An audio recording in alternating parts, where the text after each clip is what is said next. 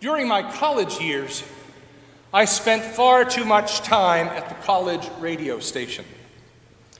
I began with the Sunday afternoon classical program from 1 till 6, with the full knowledge that I was probably talking to myself and playing music for myself. I did discover that I had a few very devoted groupies at the local nursing home. Eventually, I earned better shifts. My roommate and I were given the morning drive slot. Jim did the music, I did the news, and that included the agricultural report. I can still tell you what a barrow and a gilt is. When Hubert Humphrey died, yes, it was that long ago, I was up all night putting together a 15-minute special report. But then, one week, on a Wednesday night, Jim and I did the Wednesday night request show. It was exactly what it sounds like.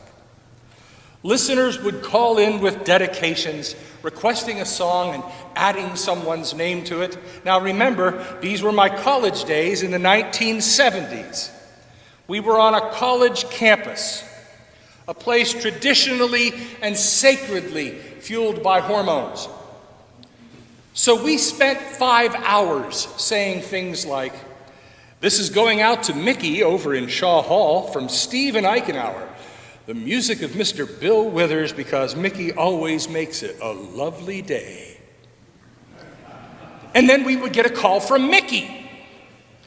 "This one is for Steve over in Eichenauer from Mickey and Shaw, and you're going to like this, Steve, because it's Stevie Wonder's 'You Are the Sunshine of My Life.'" Steve was a lucky fellow. I know. I had dated Mickey. But through the ether, Steve had signaled that he liked Mickey, and Mickey responded by saying that she liked Steve. 5 hours of this kind of communication and songs like "Baby, I'ma Want You," "Diary," and the ultimate song shutdown, "You've Got a Friend." Trust me, they weren't looking for friends. They were looking for love, and sometimes in all the wrong places. So when I came to the lessons for this week, I was a little startled. Our main lesson purports to be a love song. "Let me sing my love song for my beloved concerning his vineyard." But what follows is a strange lyric of condemnation and disapproval. If this is a love song, it's a very strange love song. The song begins with a metaphor, a parabolic image. It's the image of a vineyard and a vintner who is hard at work caring for the choicest vines that could be found, nearly to the point of obsession. Protective walls are built. A watchtower is placed in the center of the vineyard so that security could be provided. The earth is cultivated and strengthened. The vines are pruned and managed. This vineyard made those in the Napa Valley look like a garden for hobbyists. And then the harvest time came, and the vintner carefully cut the grapes from the vines and took them to the winepress. He selected a grape, and with all the expectation imaginable, popped it into his mouth, and it was sour and worthless. Again and again he tasted, and the entire harvest was fit only to feed animals, not to be made into wine. The vintner throws up his hands in disgust. "What more was there to do for my vineyard that I have not done for it? When I expected it to yield grapes, why did it yield wild grapes? And now I will tell you what I will do to my vineyard. I will remove its hedge, and it shall be devoured.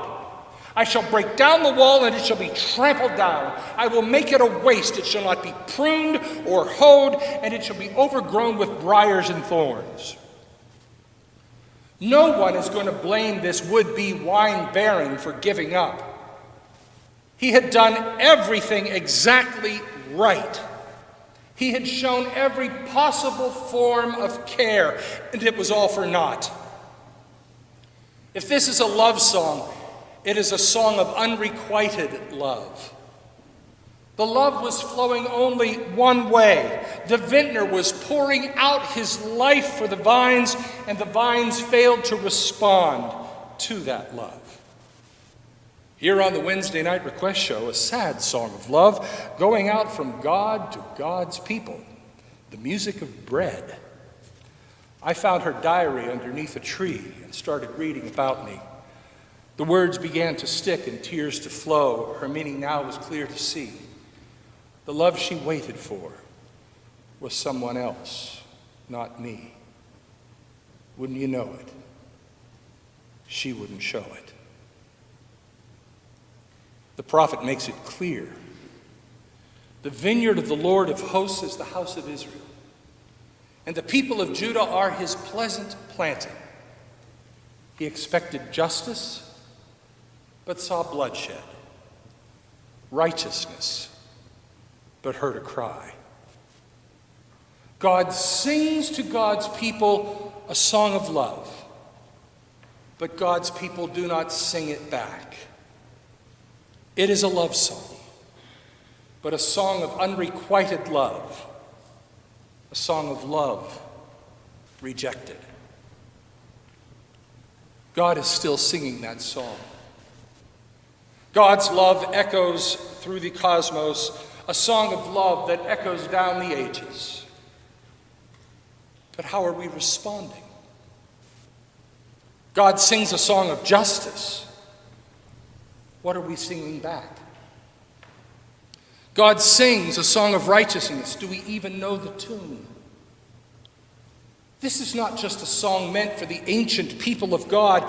This is a song that comes to you and me, God's people in this time and in this place. God sings out to us, where is justice? Where is righteousness? God's song sounds tragically and strangely like the music of the Black Eyed Peas. Madness is what you demonstrate, and that's exactly how anger works and operates. Man, you gotta have love just to set it straight. Take control of your mind and meditate. Let your soul gravitate to the love, y'all. People killing, people dying, children hurt, you hear them crying. Can you practice what you preach, or would you turn the other cheek? Father, Father, Father, help us. Send some guidance from above, because people got me questioning. Where is the love? Love. The sad truth is that Christianity has been reduced to cliches and mud-covered bumper sticker theology. For too many Christians, a Christianity that cannot be tweeted is a Christianity that is not really Christianity. The Christianity that runs rampant in our culture is so watered down and diluted from the life Jesus calls us to that I have doubts Jesus would recognize it if he were to walk among us today, and I take no joy in saying that. Just look at our nation. We live in a country where hate is celebrated and cheered. We live in a nation where it is perfectly acceptable to discriminate someone because of their color or because of who they love or because of what religion they practice. We live in a nation that celebrates violence, teaches violence to its children, and then wonders what went wrong when someone takes a gun and shoots innocent people. We live in a nation where the gap between the rich and the poor has never been wider. We live in a nation where 1 child in 5 lives in poverty, and that number is far higher for children of a color. And we claim that we are a Christian nation. With those results, maybe we should let another tradition take the reins for a while. Father, Father, Father, help us. Send us guidance from above. Because people got me questioning. Where is the love? And still God continues to sing. God continues to sing to us the song of justice and righteousness. God continues to love us in spite of our obvious and sometimes in spite of our murky rejection of God's song. God just keeps singing, hoping that we will change our tune and respond with justice and righteousness that God seeks in all of us. God keeps sending out love songs to all of us and waits to hear our response. God continues to sing. It is the very nature of God. God keeps singing no matter how often we refuse to hear or listen. God just keeps singing no matter how it appears that we cannot hear. We call it mercy.